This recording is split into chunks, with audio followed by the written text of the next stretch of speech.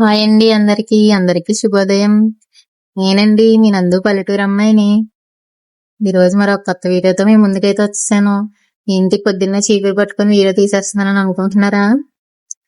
మనకి day start అయ్యేదే చీపురుతో కదండి. ఇల్లు అది ఊడ్చుకొని ఇంట్లో పనులు అవి చేసుకోవడమే కదా మన ఆడవాళ్ళ లైఫ్ అంటే.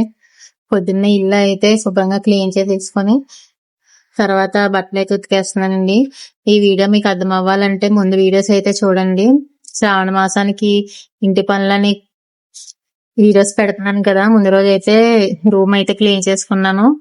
బెడ్షీట్స్ కర్టెన్స్ అవన్నీ తీసి అయితే ఈ రోజు అయితే ఉతుక్కుంటున్నానండి. మాకైతే వాషింగ్ మిషన్ అయితే లేదు, చేత్తోనే ఉతుకుతున్నాను. వాషింగ్ మిషన్ లో ఉతికి కన్నా చేతితో ఉతికితేనే నీట్ గా వస్తాయి నేను అనుకుంటున్నాను. అలాగని వాషింగ్ మిషన్ లో తెల్లగా రావని కాదు. వాషింగ్ మిషన్ అనేది జాబ్ చేసే వాళ్ళకి అయితేనే సెట్ అవుతుంది నా ఫీలింగ్ అండి.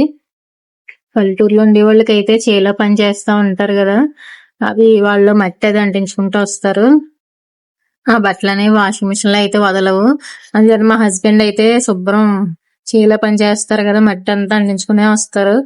ఎంత బ్రష్ తో గట్టిగా ఉతికినా సరే అవి తెల్లగా రావు. అలాంటిది వాషింగ్ మిషన్ లో ఇంకేం వస్తాయండి తెల్లగా. కానీ కానీ ఇలాంటి పండగల టైంలో అయితే ఇలాంటి పండగల టైంలో హౌస్ డీప్ క్లీనింగ్ చేసుకునే టైంలో వాషింగ్ మిషన్ ఉంటే బాగుందని అనిపిస్తుంది.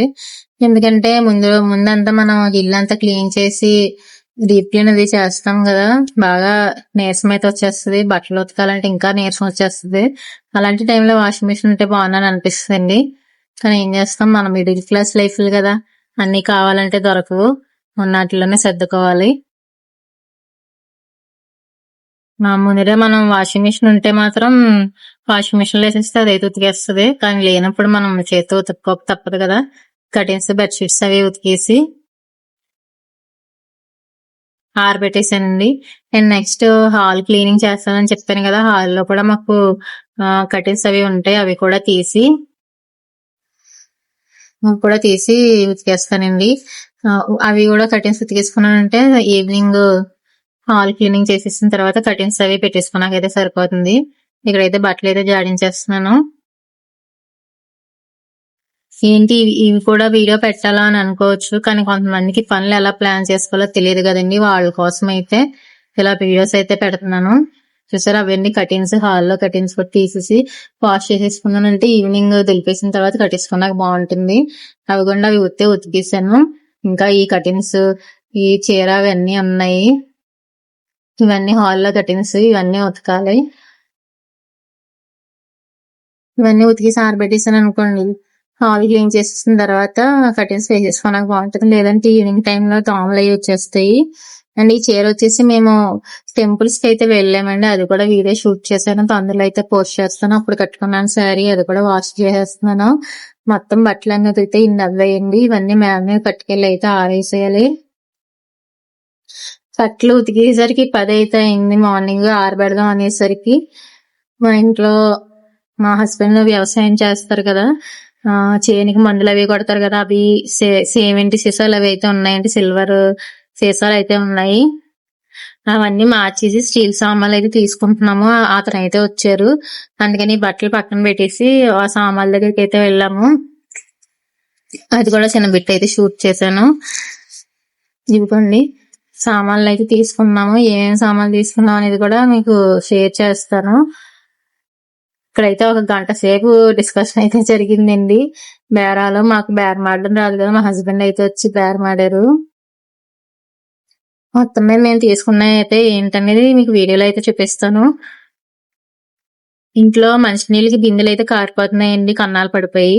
అందుకని ఒక స్టీల్ బింది తపాలా అయితే తీసుకున్నాము. మా అమ్మమ్మ గారు ఆ చిన్న స్టీల్ బిందెలో జత తీస్తానన్నారు. చిన్నవి వద్దు, పెద్దవే కావాలని చెప్పి ఒక బిందె అయితే తీసుకున్నాను. పెద్దవి 2 ఉంటే తీసేసుకుందాం, కానీ ఒకటే ఉంది. ఒక స్టీల్ బింది, కళాయి, ఈ తపాలా అయితే తీసుకున్నాము.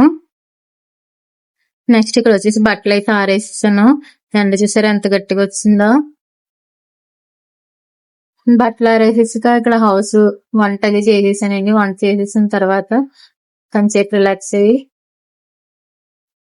రిలాక్స్ అయిన తర్వాత మళ్ళీ స్టార్ట్ చేశానండి హాల్ అయితే దులపడము.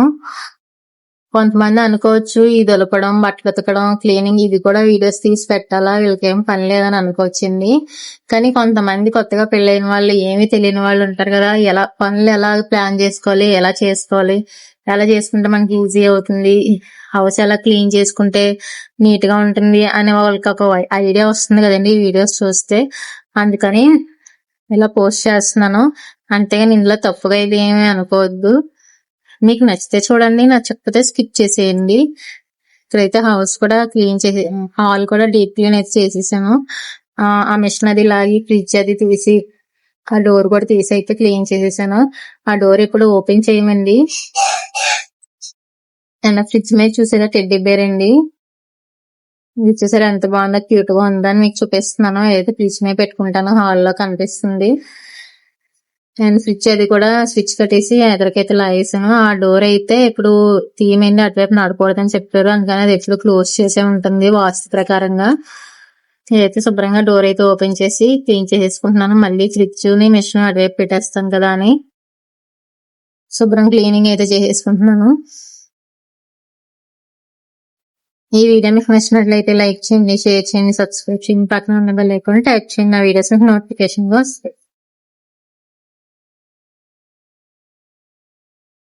మా హౌస్ రోడ్ సైడ్ ఉండటం వల్ల డస్ట్ అయితే చాలా ఎక్కువ వచ్చేస్తుందండి. ఎంత డీప్ క్లీన్ చేసినా, ఈ రోజు క్లీనింగ్ చేసినా మరుసటి రోజు మొత్తం డస్ట్ అంతా వచ్చేస్తుంది. మనం క్లీనింగ్ చేసుకుంటా ఉండాలి. ఇవి అయితే కటిన్స్, కడగటాలకి కటిన్స్ అయితే వేసేస్తాను. ఎవరంటే బయట వాళ్ళందరూ కనిపిస్తుంటారు కదా, అందుకని వేసేస్తాను.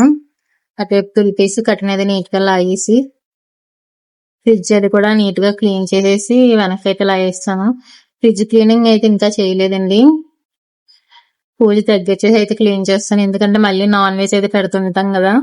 పూజకి 2-3 రోజుల ముందు అయితే క్లీన్ చేస్తాను. మనం ఏమన్నా పూజకి సంబంధించిన పువ్వులు అవి పెట్టుకుంటాం కదా అని, అందుకని ఇప్పుడైతే క్లీన్ చేయలేదు. హాల్ అయితే ఎలాగైనా క్లీన్ చేసేస్తాం, కానీ కబోర్డ్లు వచ్చేసరికి మాత్రం చాలా చిరాకు వచ్చేస్తుందండి క్లీనింగ్ చేయడానికి. ఆ కబోర్డ్ లో ఒక్కొక్కటి తీసి క్లీన్ చేయాలంటే చాలా చిరాకు అయితే వచ్చేస్తుంది, కానీ తప్పదు కదా, క్లీనింగ్ చేసుకోవాలి. కబోర్డ్ లో అన్ని కూడా గాజు సామాన్లండి, తీసి తోమేసి ఆరబెట్టేసి మళ్ళీ తుడిచేసి పేపర్స్ అవి వేసేసి సర్దేశానండి. హస్బెండ్ అయితే తిడతారు, ఇవన్నీ ఎందుకే బాక్స్ లో పెట్టేసి ప్యాక్ చేసి పైన పెట్టచ్చు కదా, పనికి 2 పనులు చేసుకుంటావు, అవన్నీ తోవడం అవసరమా అని దెబ్బలాడతారు. కానీ నేను విన్ను. అవి అందంగా మనం కబోర్డ్ లో నీట్ గా సర్దుకోవాలి కదా అంటాను. అక్కడే మా ఇద్దరికి వాదన అయితే వస్తుందండి. ఇవన్నీ తీసి తోమేసి మళ్ళీ తుడిచేసి, తోమిన తర్వాత డస్ట్ అది పడుతుంది కదా అని మళ్ళీ తుడిచేసి పెట్టేశానండి. ఈ గాజు సామాన్ అనేది ఎలా క్లీన్ చేసుకున్నాను ఏంటనేది నెక్స్ట్ వీడియోలో అయితే పోస్ట్ చేస్తాను. ఈ వీడియోలోనే చూపిస్తే లెంత్ ఎక్కువైపోతుంది కదా.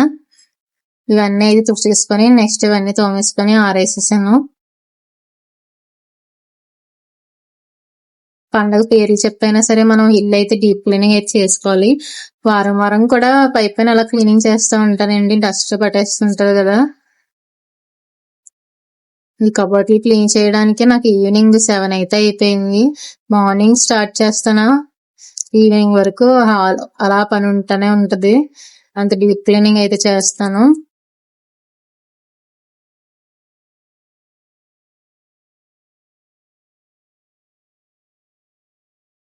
అండ్ ఈ సామాన్లు అవి నాకు మ్యారేజ్ కి గిఫ్ట్స్ అవి వచ్చాయి.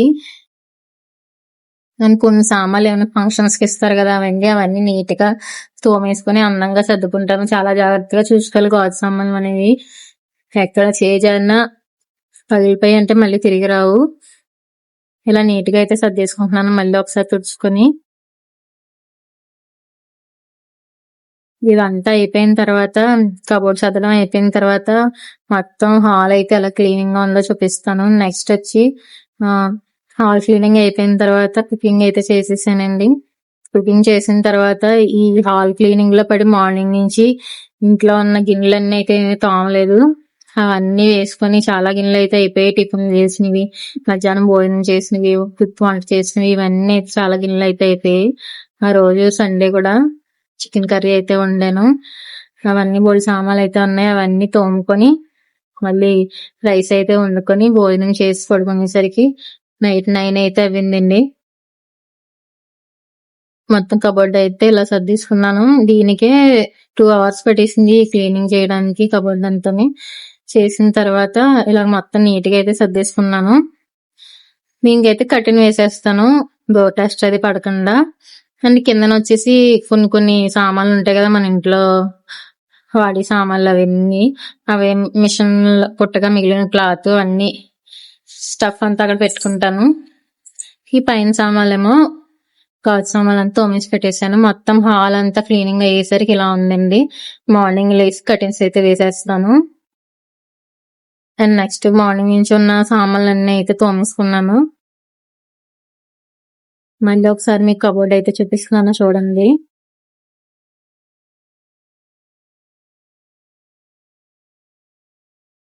చూసారు కదా ఎన్ని సామాన్లు అయితే ఉన్నాయో. ఇవన్నీ అయితే క్లీనింగ్ చేసేసుకొని రైస్ అయితే వండేసుకొని మార్నింగ్ కర్రీ అయితే ఉందండి. చికెన్ కర్రీ అయితే ఉంది. నేను ఫ్రెష్ అప్ అయిపోయాను. ఫ్రెష్ అప్ అయిపోయిన తర్వాత ఇంకా భోజనం చేసేసి అయితే పడుకున్నాము. అండ్ ఈ వీడియో మీకు నచ్చినట్లయితే లైక్ చేయండి, షేర్ చేయండి, సబ్స్క్రైబ్ చేయండి, పక్కన ఉన్న బెల్ ఐకాన్ ట్యాప్ చేయండి. నా వీడియోస్ మీకు నోటిఫికేషన్ గా వస్తాయి.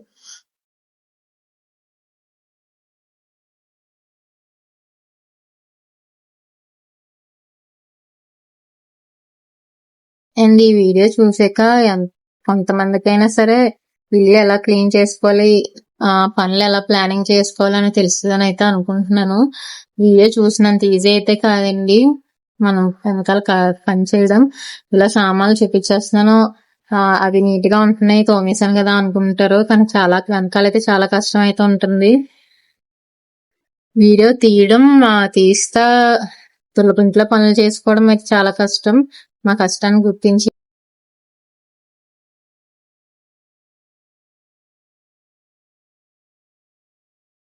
నేను సామాన్లు అయితే నీట్ గా అయితే తోమేసుకొని వంటగదిలో అయితే సర్దేసుకున్నానండి. ఆగండి వీడియో చూసి మాత్రం వెళ్ళిపోకండి. ఒక్క లైక్, ఒక్క షేర్, ఒక్క సబ్స్క్రైబ్ ఇచ్చుకోండి. వీడియో చూసి మాత్రం వెళ్ళిపోకండి. వీడియో లైక్ చేసి షేర్ చేసి సబ్స్క్రైబ్ చేసుకోండి. ధన్యవాదములు.